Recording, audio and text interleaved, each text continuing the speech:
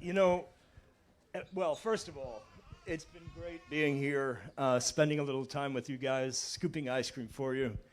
I can't think of a better thing to do, really, than scoop ice cream for Bernie lovers. And, Bernie just attracts really good people. Before Bernie, I used to be the most famous guy from Vermont. But I'm really happy to turn the mantle over to him because ice cream is good. But a president of the United States who truly believes in justice in all its flavors, that is euphoric.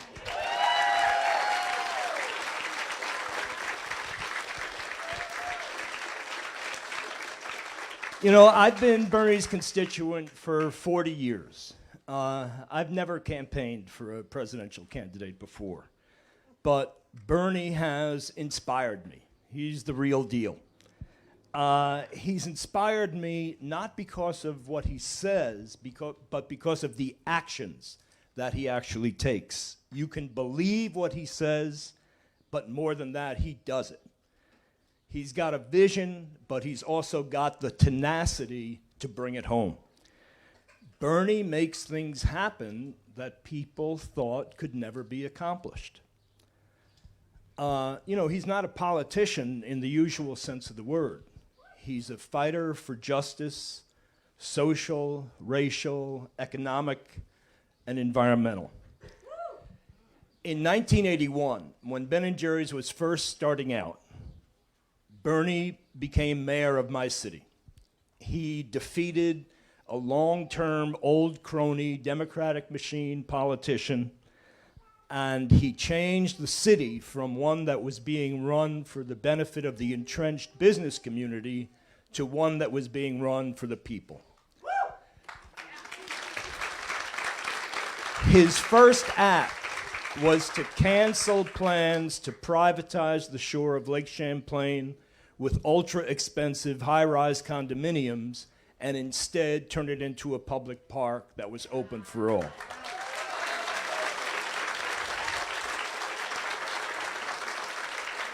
When he became my congressman, he personally took busloads of women across the border into Canada so that they could buy the prescription drugs they needed at 1/10 the cost of what they had to pay here in the US. He started a meme, and then lots of other congresspeople started to do the same. He voted against NAFTA before being against NAFTA was cool. He voted against going to war in Iraq twice. Then, in 2007, he defeated the richest man in Vermont to become my senator. As senator, he worked with conservatives to force the first ever audit of the Federal Reserve, which revealed trillions of dollars in conflicts of interest. Then he led a successful effort to stop a proposal which would have cut Social Security benefits and benefits to veterans. And he kept those veterans and those Social Security recipients whole. Last September, Bernie introduced the Stop Bezos Act. That stands for Stop Bad Employers by Zeroing Out Subsidies. And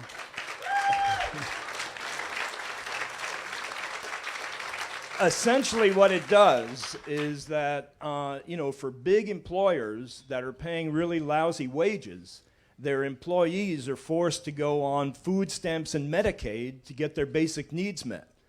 And so Bernie's bill would require those employers to reimburse the federal government for the Medicaid and the food stamps.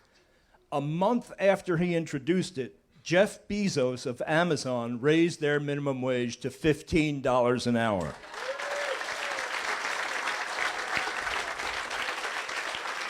And just recently, it was Bernie who brought Republicans and Democrats together to pass a resolution to get the U.S. out of the war in Yemen.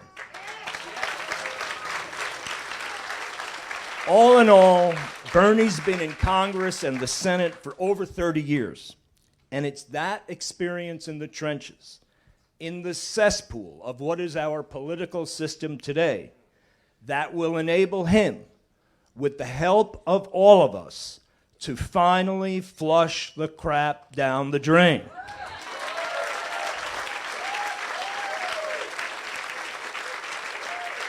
You know, when Bernie ran for president the first time and said he wouldn't take any big money, I thought it was a mistake.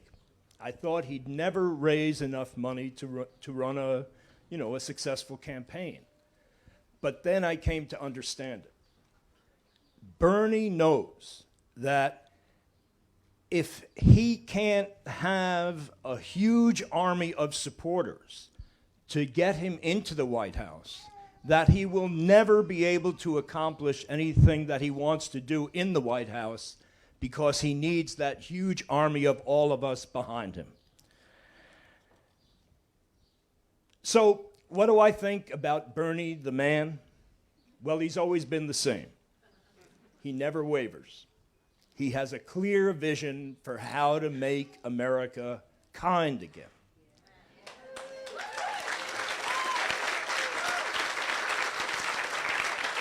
He's not a fancy guy. He's pretty down home, no airs, and I like his hairstyle.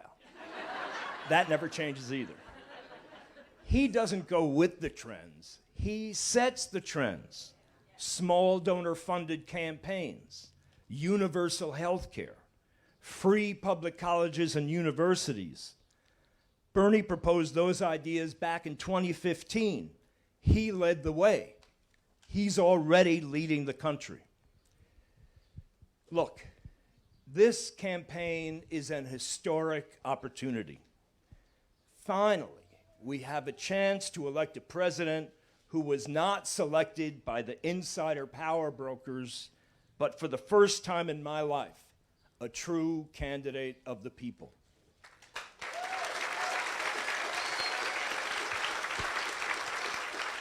Finally, an opportunity to elect a president who not only has pioneered bold and innovative solutions, but also has 30 years experience in Washington to enable him to get the job done. And finally, a candidate who, instead of being financed by Wall Street, pharmaceutical companies, and the chemical industry, is ready to go to bat for us and rein them in. I know the most important thing is defeating Trump. That's the way I feel. That's the way every Democrat feels. That's the way most independents feel. That's the most important thing, and that's the way Bernie feels. And poll after poll after poll shows conclusively that in a head-to-head matchup, Trump versus Bernie, Bernie beats Trump.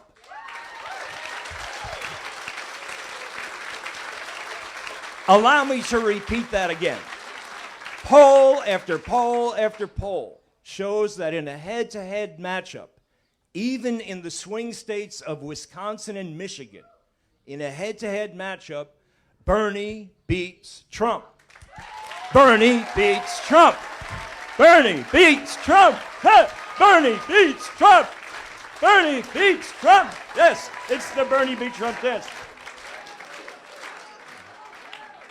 So, we have a choice: to vote in the primary for Bernie, who will beat Trump and transform a rigged system, or just end up with more of the same old, same old.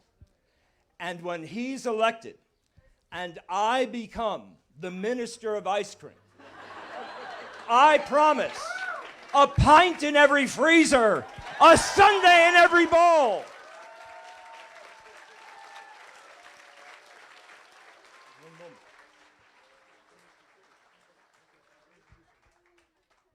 And now, ladies and gentlemen, brothers and sisters, it is my honor to introduce to you the most amazing fighter for justice that I have ever met, the original and still champion, Bernie Sanders.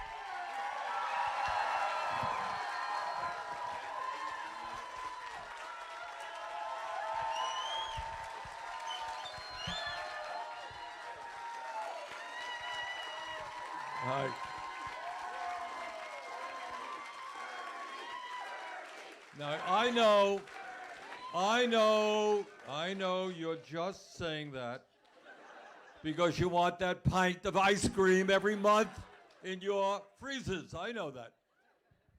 I want to thank Ben Cohn for being here, and I want to thank Susan Ejark for allowing us to use this beautiful facility today. And I want to thank all of you for being here for what is obviously the most significant election in the history of this country. And I'm here today to tell you that I need your help to win the very important Democratic primary here in New Hampshire. We're going to need your help to win the Democratic nomination. We are going to need your help to beat the most dangerous president in the history of this country.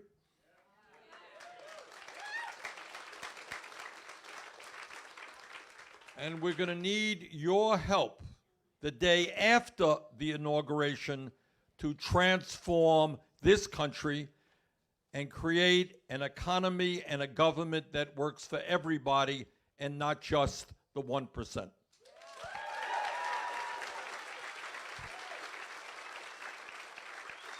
So we've got a lot of work in front of us, but I am absolutely confident that we are going to win here in New Hampshire, that we are going to win the nomination, and it will give me more pleasure than I have ever had in my life when together we defeat Donald Trump.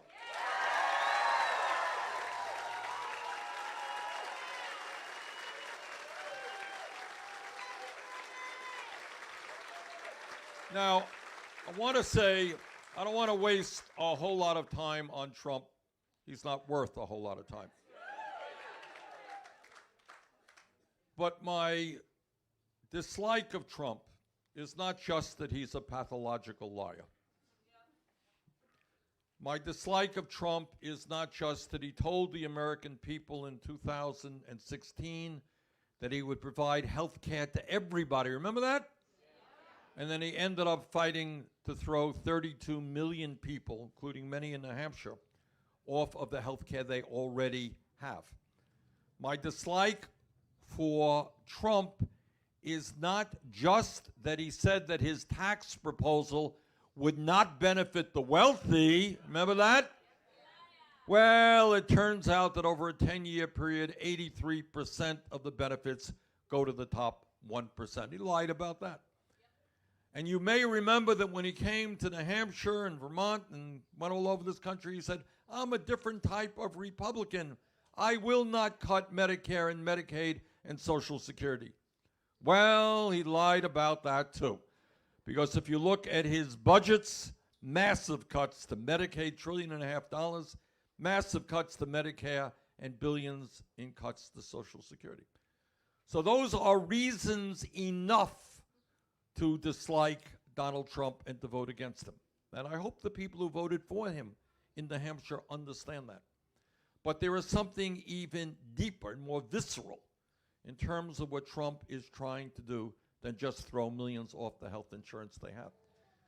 For the first time in my lifetime, regardless of political persuasion, we've had conservatives in the White House, we had liberals in the White House. This is the first president who, in a very calculated, deliberate way, is trying to divide the American people up based on the color of their skin, based on their religion, based on where they were born, based on their sexual orientation. And he thinks that for cheap political gain, he is able, as President of the United States, to try to turn us against each other.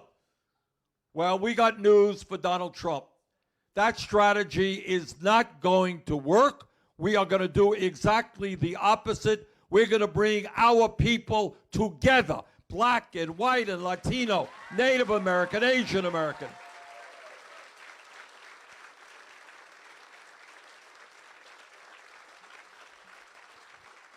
We're going to bring our people, gay and straight, those of us who were born in the United States, those of us who came to the United States. And I speak as the son of somebody who came to the United States at the age of 17, couldn't speak a word of English, had no money at all. Exactly the kind of person Donald Trump does not want to come to America. But I thank my father for coming here. And he was the proudest American you ever saw because he was able to create a decent life for his kids and his wife. So we are where we are right now. And where we are is the necessity of not only beating Trump, but doing what has to be done to transform this country and create an economy that works for all of us. What does that mean in concrete terms? And I want to thank the people of New Hampshire for helping us move this country along. Many of you will remember that when I was here 4 years ago, many of the ideas that I talked about were seemingly wild and crazy ideas. Ideas that the political establishment rejected, the media rejected. Well, guess what? Virtually all of those ideas are being talked about by almost every candidate running for the Democratic nomination.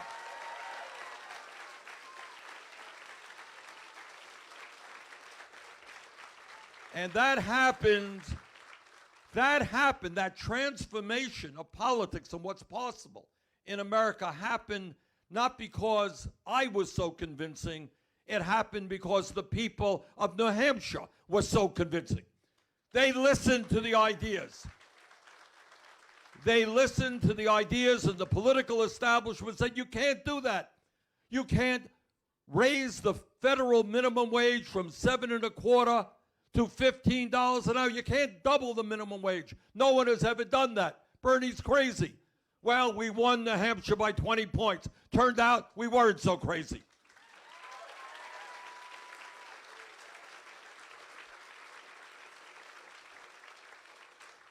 So my point is that what New Hampshire did, what Iowa did, what 22 states in total did, is they said that these ideas that we are talking about are ideas that America needs. So let me just go through some of those ideas. This is the wealthiest country in the history of the world. We should not be having millions and millions of people in New Hampshire, in Vermont, all over this country, forced to work 2 or 3 jobs because the wages they're earning are so low.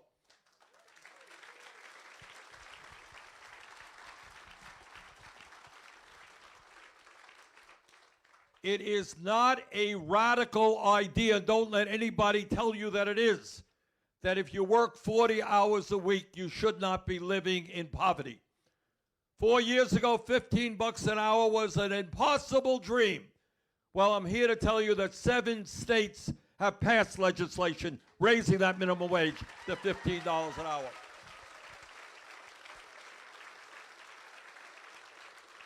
And I'm here to tell you that within the next couple of weeks, the United States House of Representatives, unless I'm very mistaken, and I don't think I am, is in fact going to pass the legislation we wrote for a national minimum wage of $15 an hour.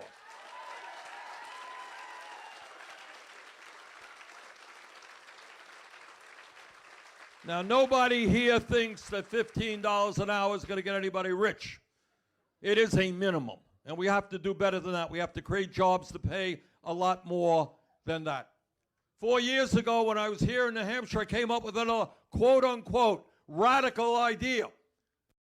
I said that in this period, K through 12 of free public education is not good enough anymore. Yeah, it was good when I was a kid, because if you graduated high school 40, 50 years ago, you can go out and make it into the middle class and get a decent job. Well, the world has changed, technology has changed, the economy has changed. People, in most cases, need more education, need more training. So we said 4 years ago, let us make public colleges and universities tuition free. Well, guess what? That ain't a radical idea anymore either. States and communities are doing it all over the country. I was out in San Francisco last year, and their community college is now tuition free. They have doubled the enrollment in that college. It's thriving right now. But it is, and on top of that, 4 years ago I said, you know what, it's a little bit crazy that people are told that they should go to college, and then when they get out of college or when they drop out, they find themselves $50,000, $100,000 in student debt. And they're paying off that debt year after year after year. We need more doctors in this country. Talk to doctors from working class backgrounds. They'll tell you they graduated medical school $200,000, $300,000, $400,000 in debt. How insane is that? So our view is, and I'm glad to hear other candidates adopting it, we have got to cancel student debt in this country.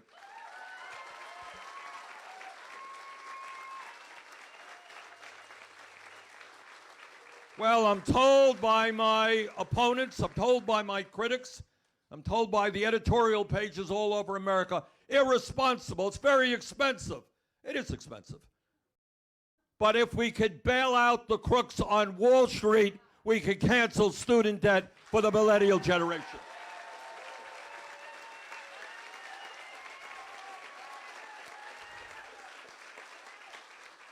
If we could give well over $1 trillion in tax breaks to the top 1% and private corporations, we can save the younger generation and cancel those debts.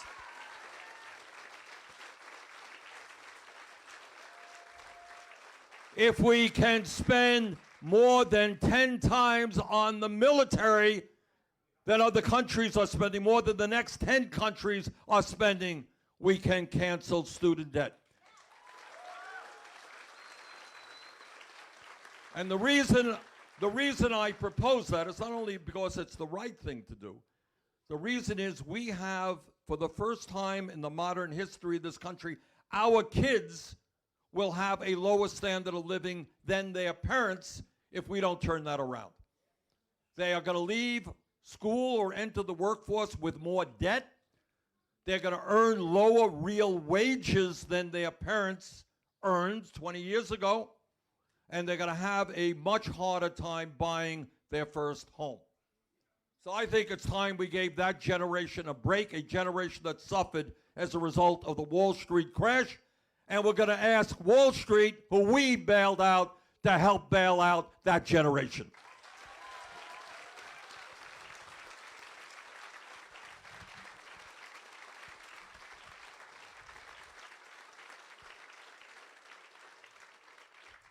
And there's another issue that I've been talking about for a few years that is gaining some resonance. Used to be pretty radical, not so radical anymore. And it is a very simple, fundamental proposition about who we are as a people. And that is to answer two very simple questions. Number one, is health care a human right? Or is it a privilege? And the second question is, how do we have a healthcare system which guarantees healthcare to all of our people in a cost-effective way? And the answer, in my view, is to expand a program that is already working for the elderly, that is Medicare, and let's make it Medicare for all.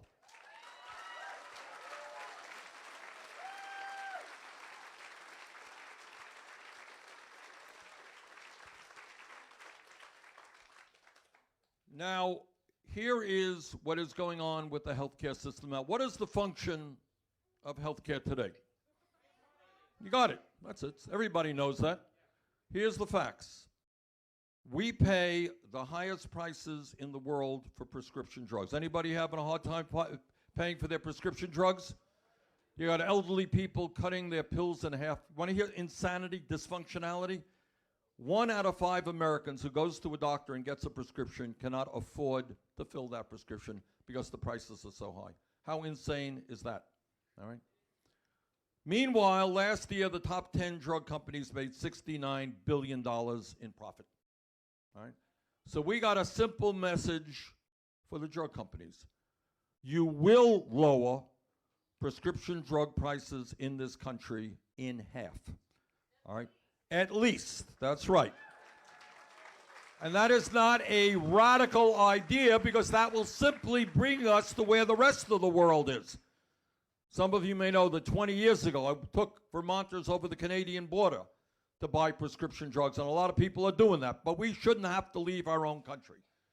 So we're going to tell the drug companies to end their greed. We're not going to ask them, we're going to tell them, and we have some tools to tell them, and they're going to lower their prices. And the other thing we're going to do is to make it clear that the function of a healthcare system is not to make billions of dollars in profits for private insurance companies. That is what the system is about now. Last year, the top 5 companies made $20 billion in profits. The guy who's the head of Aetna, a gentleman named Mr. Bertolini, put together a merger with CVS. Aetna merged with CVS. Do you know how much money he got for putting that merger together? $500 million. Meanwhile, we don't have enough doctors, we don't have enough nurses, we don't have enough dentists, but the healthcare system could provide $500 million for one guy to do a merger. So in my view, the function of healthcare is to provide quality healthcare to all people as a human right.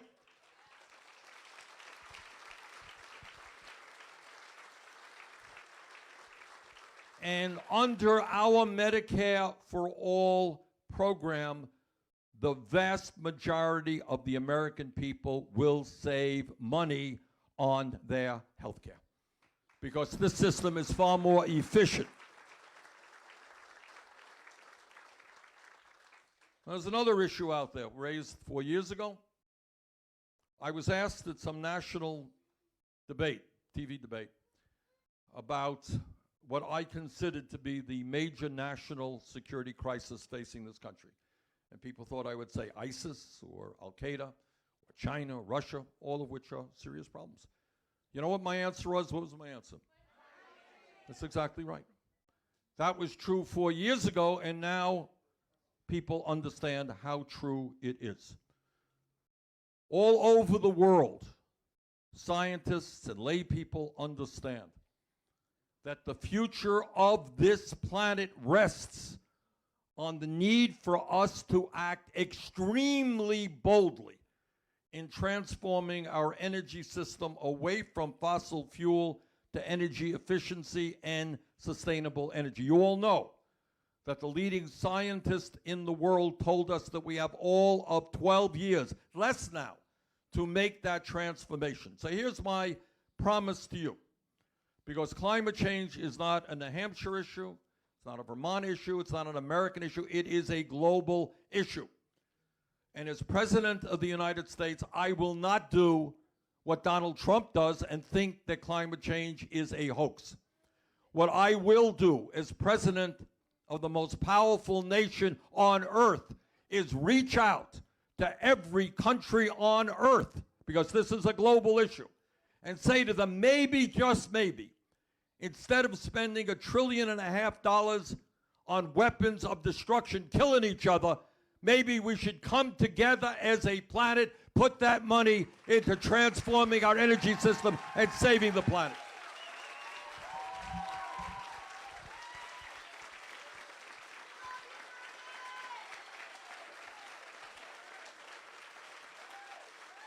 Now, I don't know if you could do it. You know, I don't know. We have some strange characters all over this world who make a lot of money from fossil fuel, whether it's Russia, whether it's Saudi Arabia, or so forth. But that is the case to be made, that the future of the planet for Saudi Arabia, for Russia, for China, for India, for the United States is at stake. And maybe in the 21st century, we can start getting rid of those weapons and focus on the common enemy that we face, which is the destruction of this planet because of climate change. So that's my pledge to you.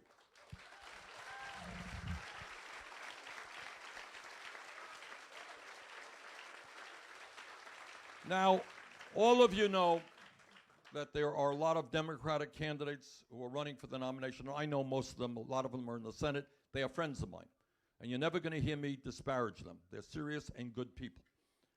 And let me speak. I don't want to speak for other people, but I think I am expressing the sentiment of every candidate, that no matter who wins this nomination, and I intend to do everything I can with your help to win it, we are all going to come together to defeat Donald Trump.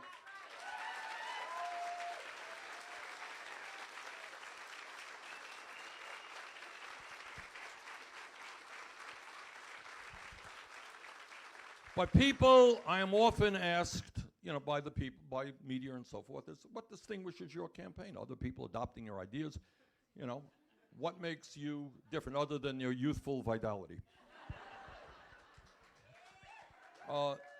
And here is the answer. Here is the answer. I try to be honest with the American people in a way that Congress is not honest, the media is really not honest. And that is to ask a simple question. For years and years and years, you have had good people come forward with a lot of good ideas, good legislation, good plans, good things, and they mean it sincerely. And yet, how does it happen after all those party platforms and ideas and everything else? Today, the average American worker is making exactly what he or she made 45 years ago. You got that? Now think about the economy. Everybody here is far more productive in your work because of technology than was the case 45 years ago. But you're not making any more money in real inflation accounted for dollars. How does that happen? Right now, the economy is reasonably strong. Unemployment is low. Stock market is doing well. Over the last year in this reasonably strong economy, that average American worker, if you look at real wages and if you look at benefits, is actually worse off than he or she was a year ago in a good economy. How does it happen? I want you to hear this. That over the last 30 years, the top 1% have seen a $21 trillion increase in their wealth. You got that? 21 trillion. What happened to the bottom half of the American people? Anyone know? They lost about $900 billion. Over the last 30 years, the people on top have become phenomenally richer. CEOs now make 300 times what their workers make. Meanwhile, half of the people in this country are living paycheck to paycheck. You all know what that means, paycheck to paycheck? I grew up in a family that lived paycheck to paycheck. When you live paycheck to paycheck, you worry that if your kid gets sick, you can't afford to take her to the doctor. You worry that if your wife becomes seriously ill and ends up in the hospital, you have no idea how you're going to pay that $50,000 bill. And you know you're going to be hounded for the rest of your life in trying to pay off of that bill. That's living paycheck to paycheck. Half of the American people are in that position today. Today in America, you're not going to see this much on TV. It's not what the issues they cover. Wealthiest 3 people own more wealth, 3 people, than the bottom half of America. Got that? Top 1% owns more wealth than the bottom 92%. And tonight in America, over 500,000 people, including 30,000 veterans, will be sleeping out on the streets. So how does all of that happen? And I will tell you why that happens in a way that I think none of my opponents will. And that is, it's not that people are insincere when they come up with their ideas. It is that we as Americans are going to have to deal with a very difficult reality that, frankly, a lot of people are uncomfortable dealing with. And that is to understand that in America today, you have a corporate elite, an oligarchy, that has extraordinary power over the economic and political life of this country. All right, let me tell you what's going on right now. We bailed out Wall Street 10 years ago, and many of you are paying 25% interest rates on your credit cards. That's what Wall Street does. If you want Medicare for all, you know what we have to do? It's not just a plan. I got a long, complicated piece of legislation. That's not good enough. What we have to do is take on the insurance companies and the drug companies who will spend hundreds of millions of dollars lying about Medicare for all.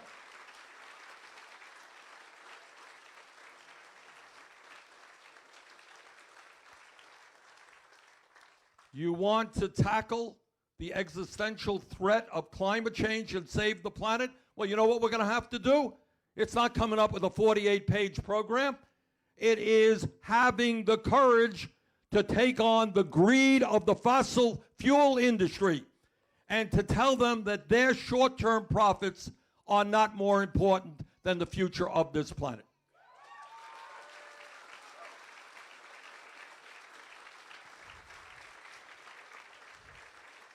You want criminal justice reform? You want to end the absurdity of the United States having more people in jail than any other major country on earth? You're going to have to take on the prison industrial complex.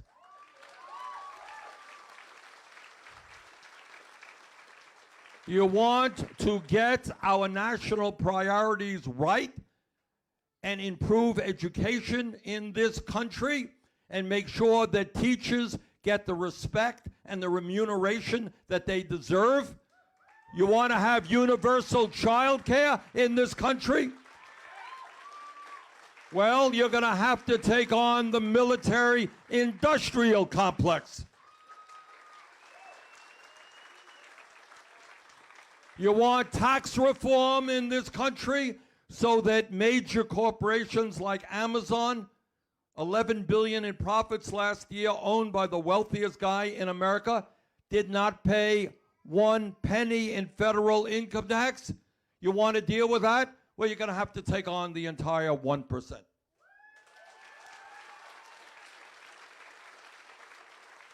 Now, I say all of that. I say all of that because I could give you a great speech talking about all of the problems we have and all of my ideas to address those problems. But that is not good enough. My message to you today is that real change, and I want you to think about this. Think about real change in America. The labor movement was created when millions of workers stood up and said, you know what, we're not animals. You're going to treat us with dignity and respect. We're going to have collective bargaining. It wasn't somebody on the top who made that decision. The civil rights movement did not occur because somebody in the White House said, you know, maybe we'll allow African Americans in the South to vote. Maybe we'll end segregation. I think it's a great idea. That's not how it happened. It happened when millions of people, African Americans and their white allies, stood up and said, we will no longer accept racism and segregation in America.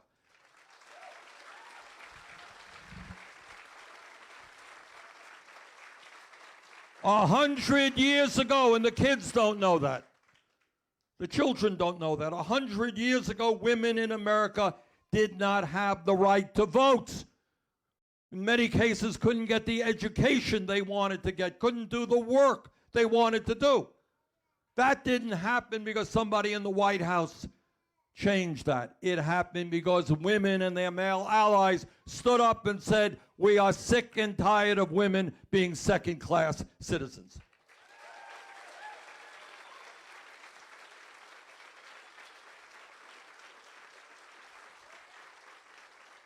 If we were here 30 years ago, and somebody jumped up and said, you know what, I think that gay marriage should be legal in America, people would have said, you're nuts, you're crazy, that will never happen.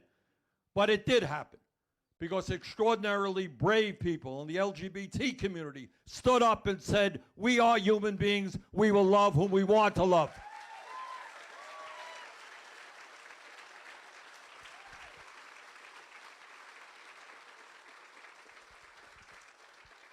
That's how change takes place. Frederick Douglass talked about that way back in the abolitionist era. Progress never takes place unless there is struggle. So it is not good enough to talk about great ideas. They're important. We need a blueprint for the future. But nothing happens unless people look around them and say, you know what, this status quo is not working. It's not just, it's not right, it's not fair. So I'm going to need your help. I think we stand an excellent chance. We're strong in Iowa, and I think we stand a really good chance to win there. I think we are very strong here in New Hampshire. We can win here. We're doing much better.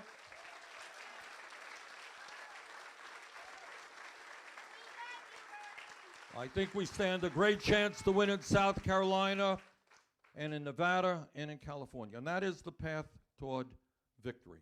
But this state, as you know, plays an enormously important role in the political process. So I'm here today, again, for two reasons. Number one, I'm asking for your help to win here in New Hampshire, but I'm asking for something even deeper than that. Running for president is an issue my wife and I discussed literally for months. I've said this before, and it's true. It is the most difficult, non-personal decision we have had to make. We've been married for 30 years. And on Monday, we decided we wanted to do it, and Tuesday we said no, and Wednesday yes, and Thursday no. Because all of you know what politics is like today. You know, so it's not just me that gets attacked, my wife gets attacked, my kids get attacked. You know, that's the way it is.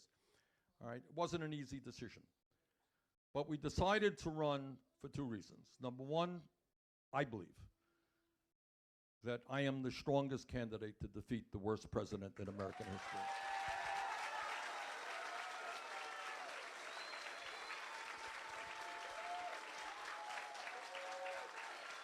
And that's not to say that other Democrats can't win as well.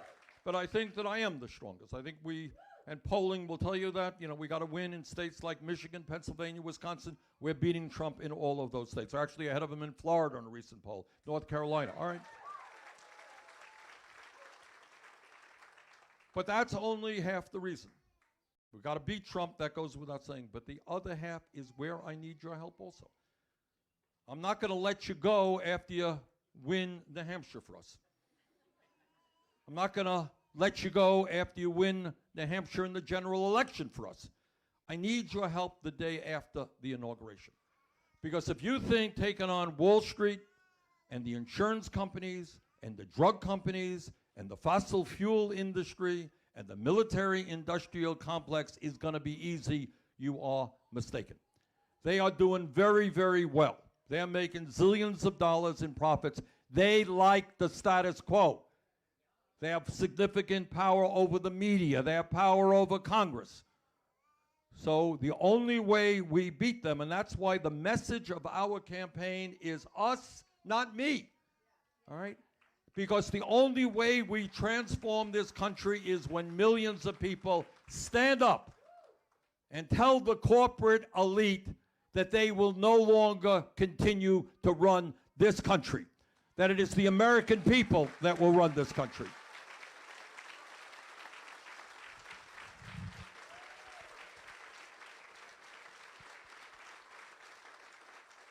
At the end of the day, here's maybe the last point that I make. At the end of the day, the 1% is incredibly powerful. I deal with them every day. They have unlimited amounts of money, and I mean unlimited, okay? They will put all kinds of ugly ads on the television. The people on television will frame their questions in certain ways because of corporate influence. All right, that is the world that we live in. But the 1% at the end of the day is 1%. And you don't have to be a Nobel Prize-winning mathematician to know that 99% is a hell of a bigger number than 1%.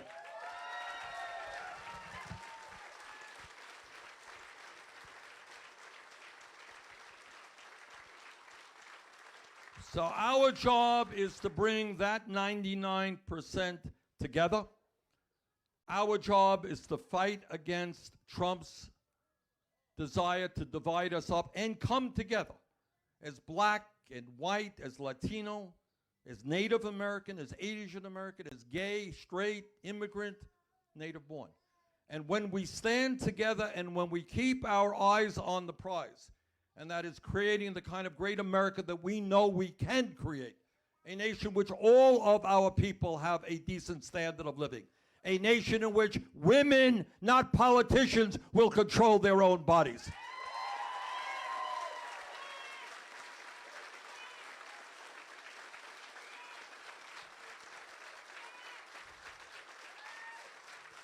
A nation in which health care is a right, in which we have the best schools in the world, in which every person has the ability to fulfill their dreams and get the education they need to do that. Think of an America where we don't have a president who rejects science, but a president who leads the world in transforming our energy system and saving the planet.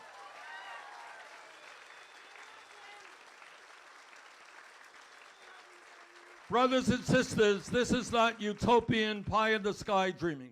We can do those things, but the only way we do that is through an unprecedented grassroots movement. On every issue I have talked to you, the American people are on our side.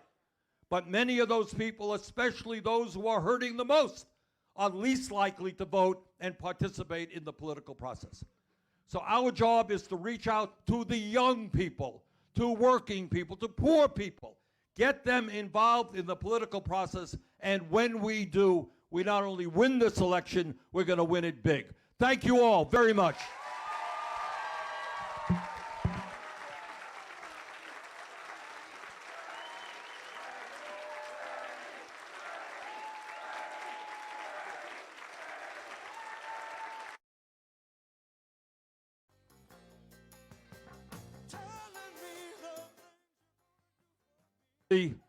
Let's do a selfie line up here. We got that. Okay?